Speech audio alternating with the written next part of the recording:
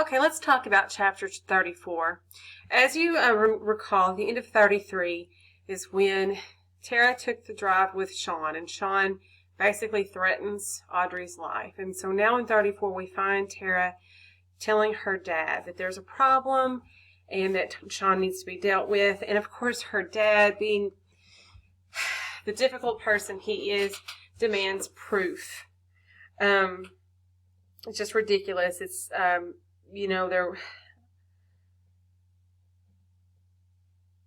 he is not going to just listen to his daughter.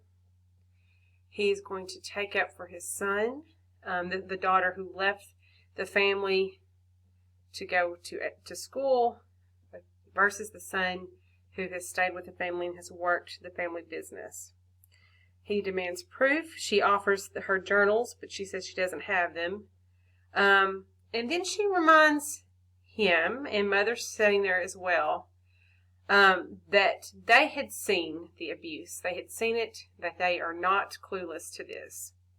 And she is just begging for some type of intervention. So in this exchange with her parents, when they're not listening, Mother's not saying anything, Dad is saying he needs proof, Tara gets upset and begins crying. And she ends up in the bathroom that served as the location for a lot of abuse from Sean when he held her head in the toilet.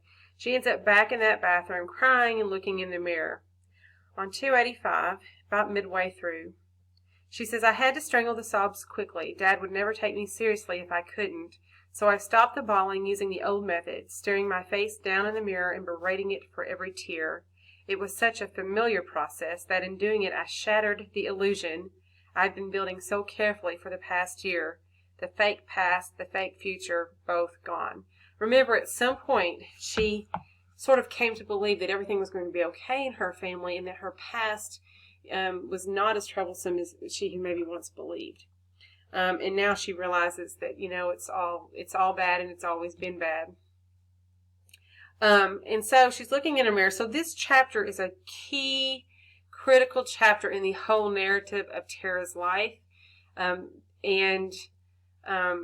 She's dealing not with just the surface stuff of Sean is a problem he needs to be dealt with, but these underneath the surface issues of her dealing with her own identity and again, reconciling the two people, the young girl who grew up in this environment and the older young woman who has left this environment and has gotten a different kind of education, a different kind of understanding, and she's trying to reconcile those two people.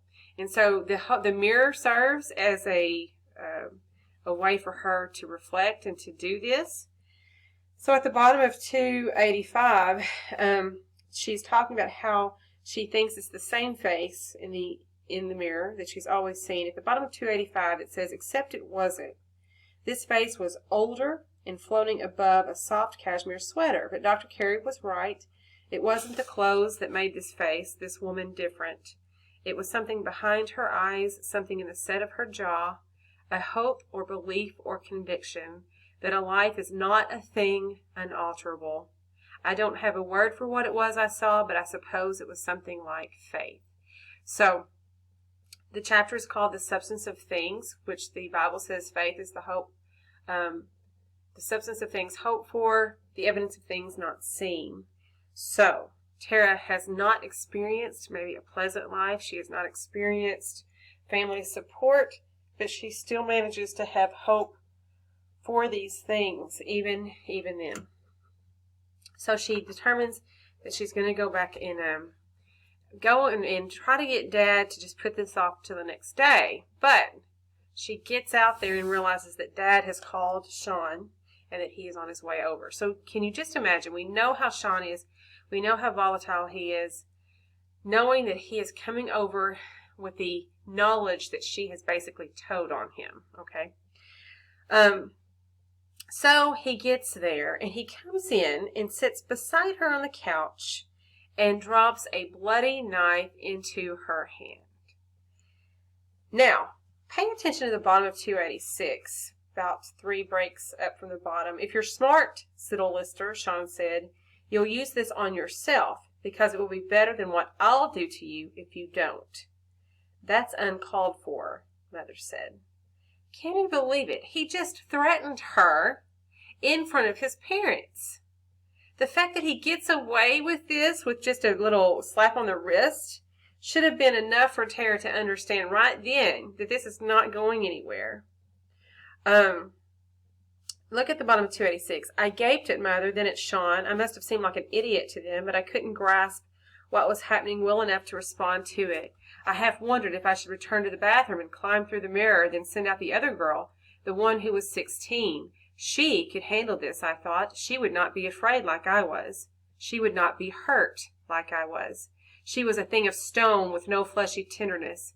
I did not yet understand that it was this fact of being tender, of having lived some years of a life that allowed tenderness, that would finally save me. So, of course, we know that young Tara was also hurt, but this older Tara thinks that somehow, she's lost that iron shell, that armor that she used to have, and she's saying that it's because that, she knows what a good life is, having lived one for several years now. And she knows what it means to be tender, and that this knowledge would eventually save her. And so we'll find out later what she means by that. So Dad starts lecturing them, and during the first lecture, if you will, Tara sort of checks out. She feels like she's in a dream state, and then she decides to kind of play the same rules that they're going by, and so she denies. And saying that Dad must have misheard her. So basically she's lying. She's lying that she said anything to begin with, Basically she's trying to, in a way, she's saving herself in the moment. But Dad continues lecturing. His lecture on 287 is quite disturbing. I'm not even going to get into that. You guys can read it. But it just highlights the serious issues in this family. And at the bottom of 287, we see Sean apologize to her. It's just sickening. He cannot be trusted.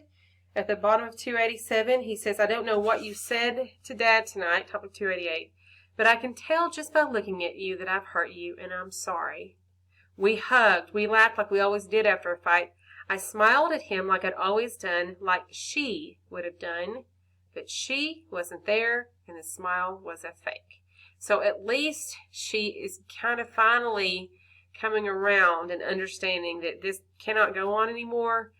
She doesn't trust him. She knows he's horrible.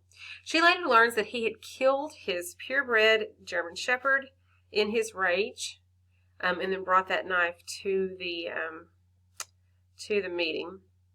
And then also at the end of the chapter ends with her realization that Mother is sort of just her words reflecting other words, using other people's words. Mother had not confronted Dad. Dad had not confronted Sean.